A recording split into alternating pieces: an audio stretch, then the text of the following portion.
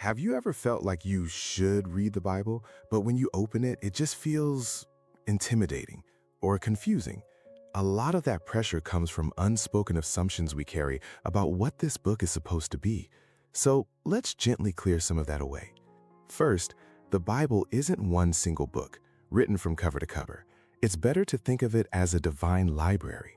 It's a collection of many ancient writings, history, poetry, letters, prophecy, all inspired by God, yet written by dozens of people across 1,500 years.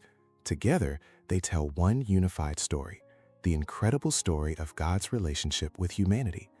Because it's a diverse library telling a story, it's not meant to be a simple rulebook with a verse for every specific problem you face. It's also not a collection of disconnected inspirational quotes to be pulled out of thin air. When we treat it that way, we miss the depth and the bigger picture. The Bible isn't primarily offering instant answers.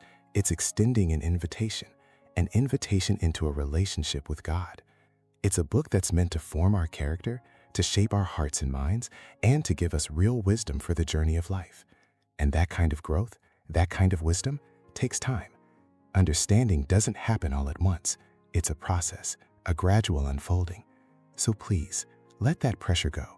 When you approach the Bible not as a test to be aced, but as an invitation to know God more deeply, it stops being intimidating, and it starts becoming one of the most meaningful and life-giving conversations you will ever have. Your first step is simply